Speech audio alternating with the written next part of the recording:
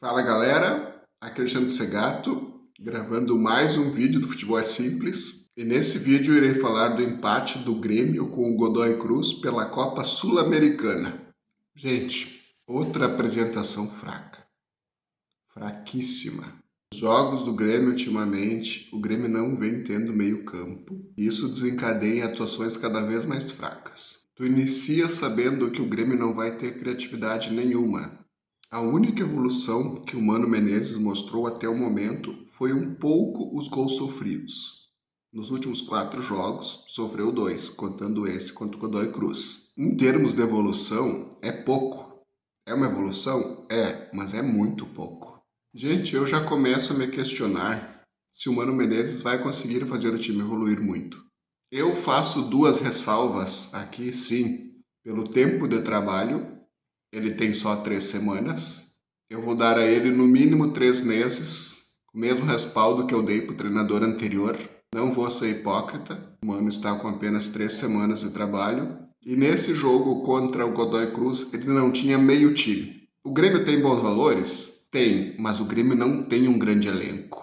Ontem, contra o Godoy Cruz, não estava em campo o Vila Sante, o Edenilson, o Rodrigo Eli, que se tivesse recuperado com certeza estaria jogando no lugar do Gemerson. O Cuéllar também está lesionado, que até hoje acho que ele não rendeu o esperado por causa que ele vem jogando com essa lesão. Forçaram a recuperação dele e isso pode ter agravado mais ainda. E olha que absurdo, nós perdemos no mesmo jogo tanto o João Pedro como o Serrote. Se algum gremista dizer o titular é o João Pedro, se outro gremista dizer o titular é o Serrote, onde nós perdemos os dois. Também estávamos sem o Marlon por ele não poder jogar essa primeira fase. Então só aí são 6 desfalques. Mano tentou, colocou o Ronald. Então assim, essas são as ressalvas que eu faço. O tempo de trabalho do Mano e estar usando um time praticamente remendado. Porém, como eu disse, eu estou vendo pouca evolução.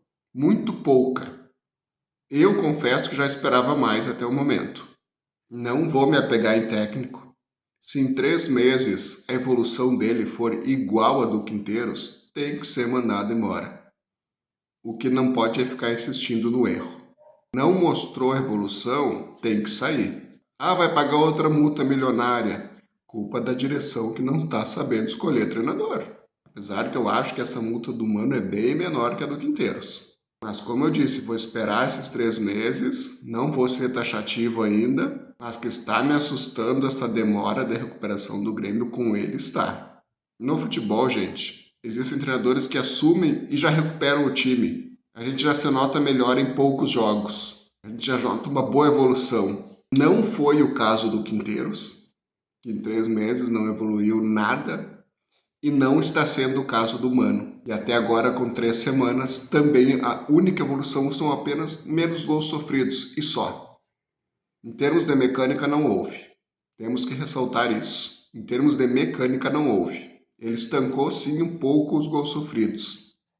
Porque, como eu disse, levou 2 gols nos últimos 4 jogos. Por exemplo, contra o Mirassol, a gente tinha tomado o dobro em um jogo só. Mas é só também. É muito pouca evolução. Por isso, eu já começo a me questionar se o Mano vai conseguir recuperar o Grêmio. Vou esperar esses 3 meses, mas esses últimos jogos têm me assustado.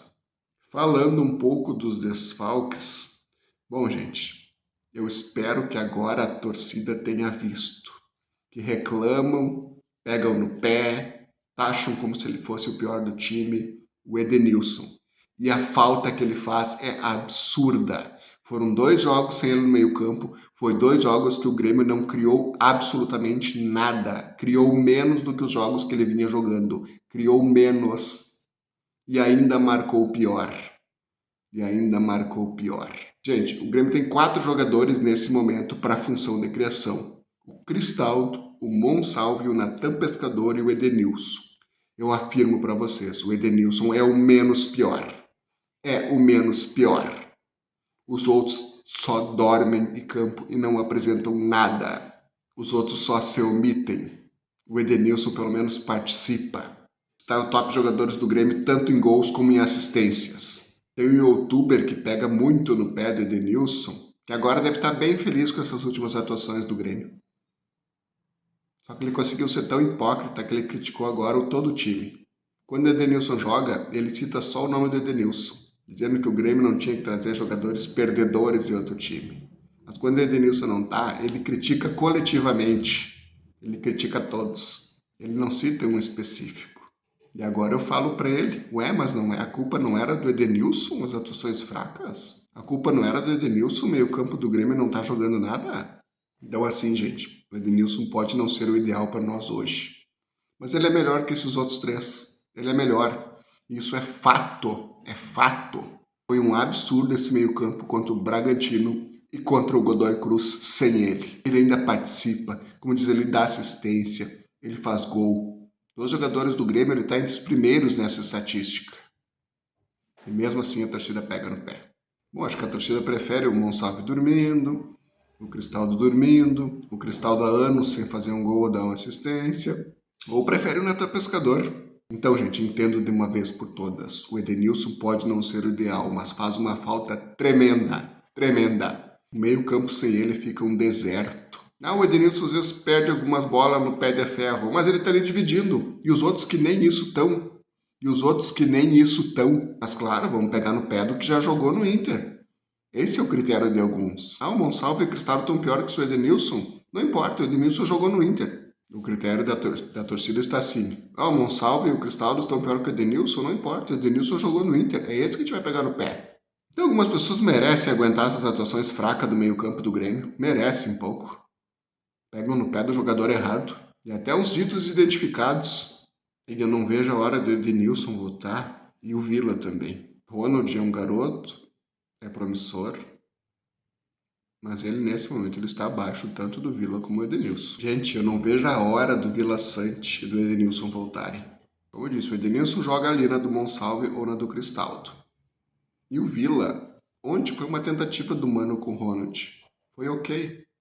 Mas o Vila é melhor. Estão fazendo muita falta nesse meio campo do Grêmio. É outro meio campo com o Vila e o Edenilson. Mesmo eles não tendo atuações dos sonhos. Em relação aos que estão ali, eles são dois oásis no deserto. Para quem estava reclamando que o Vila podia ir para o Palmeiras, que no Grêmio não estava jogando nada, bom, veja o que acontece quando ele não joga. E o mesmo caso vale para o Edenilson. Então não tem essa do Vila sair para o Palmeiras. Não, o Vila vai ficar aqui com nós e vai nos ajudar. Pelo menos é o que eu torço. A não ser que ele esteja forçando a barra para sair. Aí não tem o que fazer, aí tem que ir embora mesmo. Então eu não vejo a hora desses dois jogadores voltarem. Eu espero mesmo que o torcedor ontem, após o jogo, tenha refletido sobre a falta que faz o Edenilson e tenha entendido de uma vez por todas que se ele não é o ideal, ele joga muito mais que o sonolento Cristaldo e o sonolento Monsalve. Muito mais. Ainda falando dos jogadores individualmente, gente, o Volpi e o Gemerson parece que estão de brincadeira. Parece que estão se combinando. Num jogo tu falha e no outro eu falho. Mas sempre um de nós vai comprometer. No jogo anterior contra o Bragantino, eu até coloquei o Volpi como melhor em campo pela defesa fundamental que ele fez no primeiro tempo. Mas quando não é ele que falha, é o Gemerson. E quando não é o Gemerson que falha, no caso do Godoy Cruz ontem, é o Volpi. Olha, esses dois estão de sacanagem, eles estão de brincadeira. Ou é um falhando, ou é o outro. Então não adianta fazer algumas partidas boas, como o Gemerson fez contra o Vitória, o Volpi, que teve 2 partidas que foi melhor em campo, e no restante ficar entregando. Eu fiz um vídeo já dizendo que com esses jogadores não vai. Entenda isso, mano, que com esses jogadores não vai. Eu não acho o Grando o goleiro ideal pro Grêmio. Na real, nunca me agradou o Grando. Mas não sei se ele tá tão pior assim que o Volpi, não. Na pior das hipóteses, pode estar no mesmo nível. Então, se um tá falhando, o outro devia ter chances. É o que eu penso. E o Gemerson não devia mais nem estar no Grêmio. Então esses dois jogadores estão de brincadeira, tem que sair urgente do time. Quando não é um que falha, é o outro. Parece que estão tirando com o torcedor, esse jogo eu falho, mas no próximo vai ser tu. Tá, mas eu vou bem, eu pego uma moralzinha com a torcida, mas daí é tu que falha. Tá, beleza, daí no outro sou eu. Esses dois jogadores estão de palhaçada. Quando não um é o outro. Então vamos fazer o seguinte, que tal os dois saírem do time? Vamos fazer essa palhaçada no banco de reserva. Nenhum de vocês dois consegue ser regular. Ficar jogos seguidos sem falhar. Não, vocês não conseguem. Estão merecendo um banco faz tempo. Como eu falei, apesar do Grêmio ter diminuído a margens de gols sofridos, com 2 gols nos últimos 4 jogos, mesmo assim foi vazado. O que eu penso é que o Mano vai ter que mudar para o 3-5-2.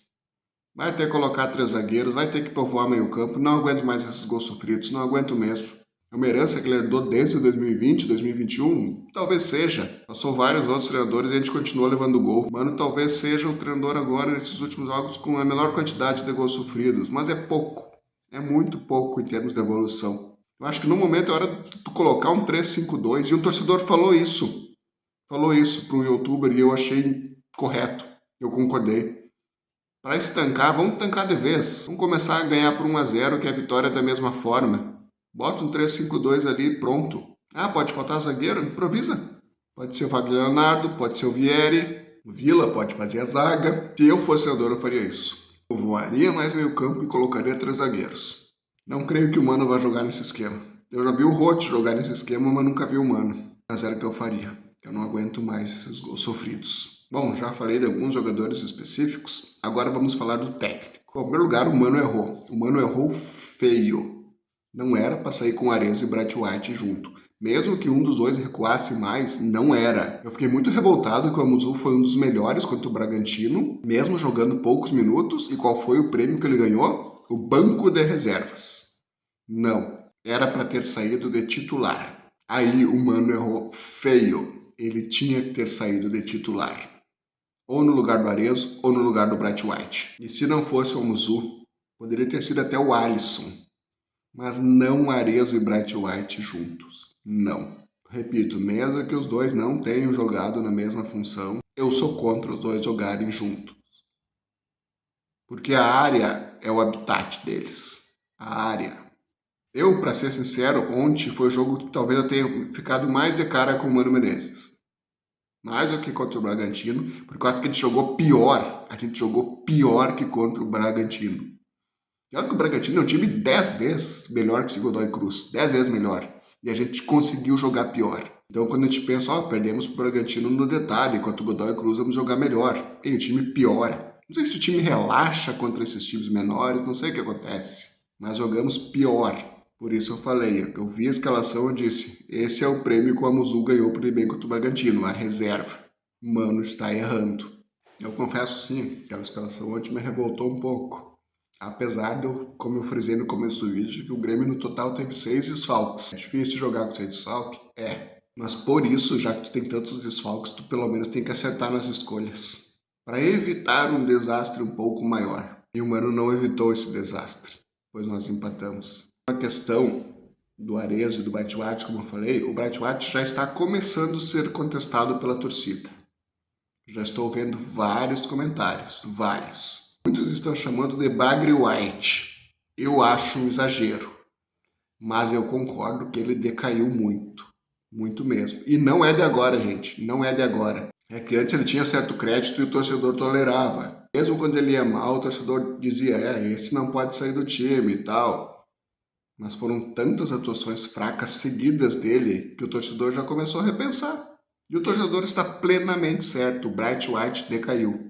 Então, assim, acho que já está na hora do Bright White pegar um banco também. Pode ser que volte até melhor.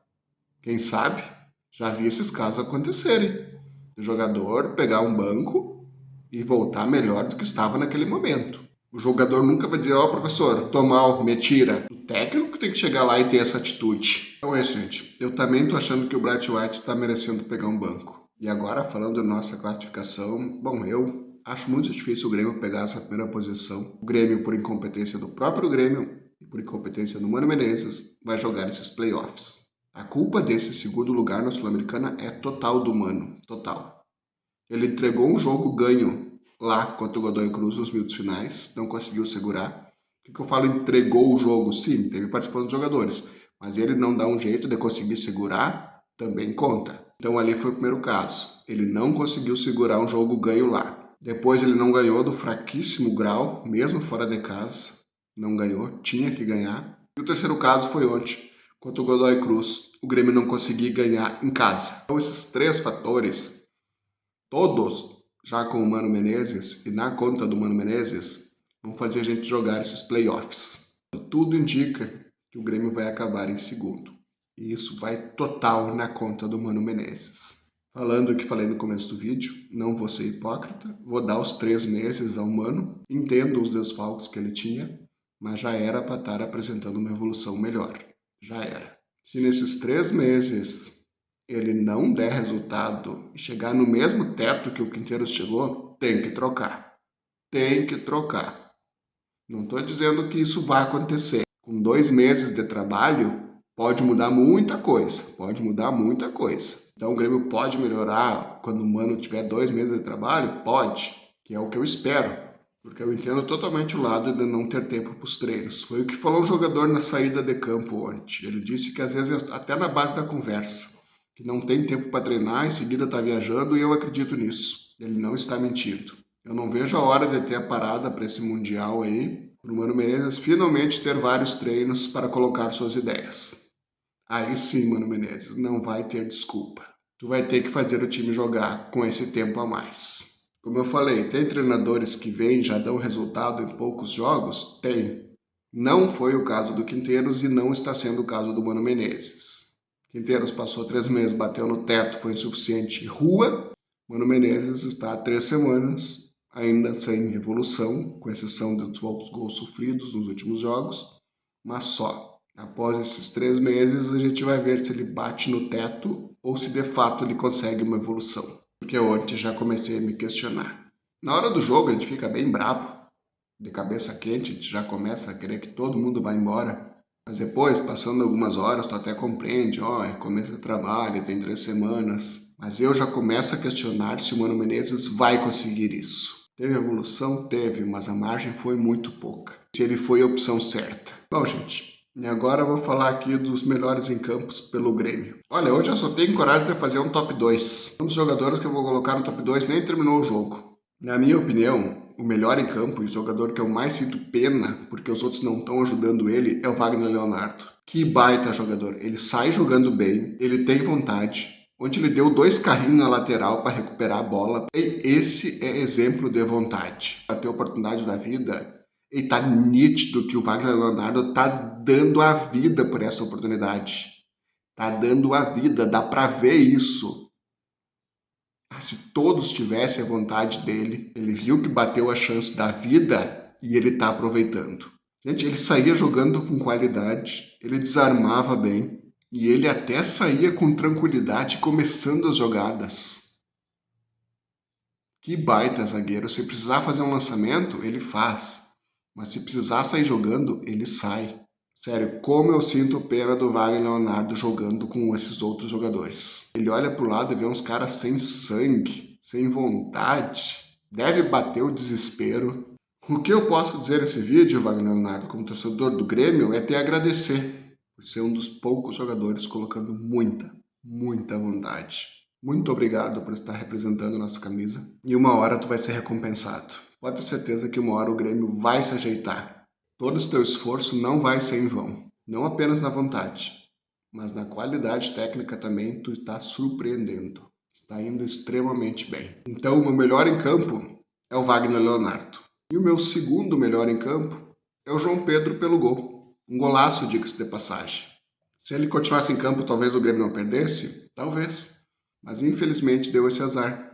Um jogador que tinha tudo para após o gol fazer uma partida muito boa, com confiança teve que sair. Então até o momento que ficou em campo e pelo gol que fez, eu voto no João Pedro como segundo melhor em campo. E para finalizar o vídeo, não podia faltar ela, a arbitragem. Gente, em primeiro lugar eu quero dizer assim, eu fico até meio constrangido de criticar a arbitragem quando o Grêmio faz uma partida fraca, muito fraca. Mas tem que ser falado. Tem que ser. Foi um pênalti claríssimo. Ele segurou o Ronald. Aquilo ali é pênalti. O VAR olhou, checou e não quis marcar. Simples assim. Aquilo ali é pênalti. É muito pênalti. Olha o conselho que eu dou para gerações futuras. Não acompanhe futebol. Seja CBF, seja Comebol. Esses caras enriquecem da paixão do torcedor por gostar desse esporte. Mas eles não são justos. O próprio torcedor que enriquece eles dão jeito de deixar o torcedor revoltado por essas arbitragens incompetentes. Repito, fico meio constrangido de falar da arbitragem quando o Grêmio joga mal, mas tem que ser falado. Porque a gente não tá pedindo regalia, a gente tá pedindo para ser injusto. Só isso. Se foi pênalti, marquem! Simples. Como eu falei no começo do vídeo, que o Jefferson e o Volpi se combinam, uma hora tu irrita o torcedor, outra hora eu. Acho que o Grêmio e a arbitragem faz a mesma coisa. Uma hora é o time que irrita e outra hora é a arbitragem. E às vezes os dois juntos. Pra piorar, às vezes os dois juntos. Aí é pra desanimar mesmo. Quando eu falei que o Grêmio era a equipe mais garfada do Brasil, talvez seja da América do Sul também. Talvez seja da América do Sul também. Eu deixei a arbitragem por último nesse vídeo, porque era a coisa que eu menos queria falar. Primeiro, eu preferi destacar que o Grêmio não ganhou a partida por incompetência dele. E quis encerrar o vídeo dizendo que a arbitragem não precisa ser desleal dessa forma. Só seja justa. Era isso, gente. Vamos ver o que o Grêmio apresenta nos próximos jogos. Depois que o Mano tiver os 3 meses, depois que o Mano tiver essa parada. Mas sendo bem sincero, eu já começo a questionar se ele é o treinador indicado para dar essa resposta. O Grêmio precisa ter um treinador que dê a resposta o quanto antes, para não passar apuros no Brasileiro e encaixar o time o quanto antes para ir bem na Sul-Americana. Tu ainda tem meu respaldo, Mano Menezes, mas eu já começo a colocar em xeque várias coisas. Vamos ver o que acontece. Era isso, gente. Esse foi mais um vídeo do Futebol Simples. Obrigado.